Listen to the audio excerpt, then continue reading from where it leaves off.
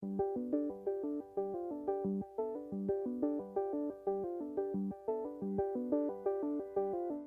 this video, we're going to explore the wonderful possibilities of ultraviolet light and body paint.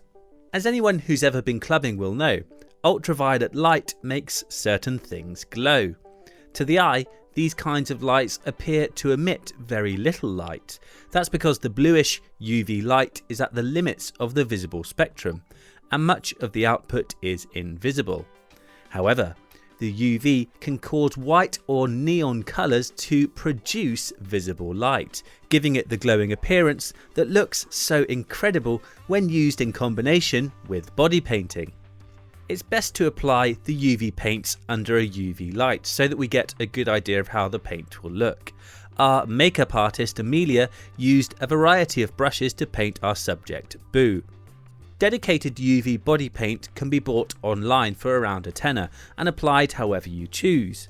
To achieve a speckled effect, you can use a flicking action with the paintbrush, building it up to create a beautiful array of bright dots that cover the face and body.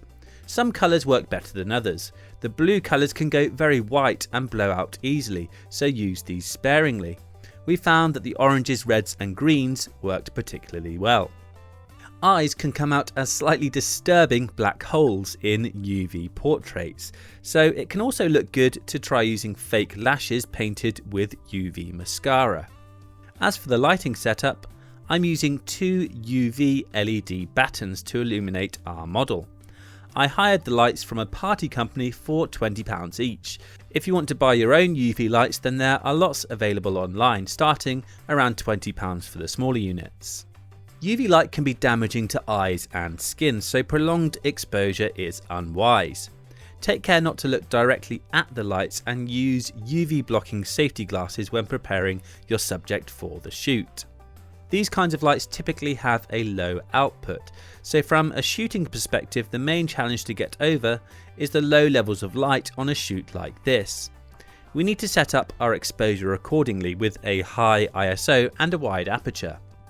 I shot in manual exposure mode at 1/125th of a second, f2.8 at ISO 1250. A tripod can be very useful in these kind of low light situations, as it means we can drop the shutter speed down if necessary.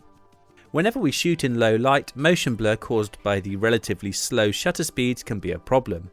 It's caused either by camera shake or by movement in the subject during the exposure, so we need the subject to stay as still as possible when we take the shot. I found that a single spotlight on the backdrop helped to give me a bit of separation with the subject. I used a modelling light from a studio strobe, gridded to restrict the spread and gelled with orange. You can see here how it gives me a gentle orange glow to the backdrop that helps to add depth to the frame and outlines the shape of the face. We can also experiment with the backdrop in other ways.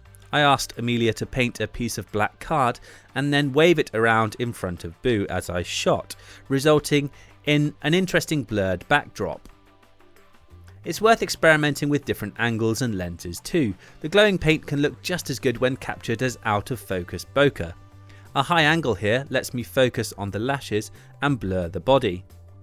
I also switched to a wide angle lens for a few shots, which allowed me to make more of the arms and hands in the frame.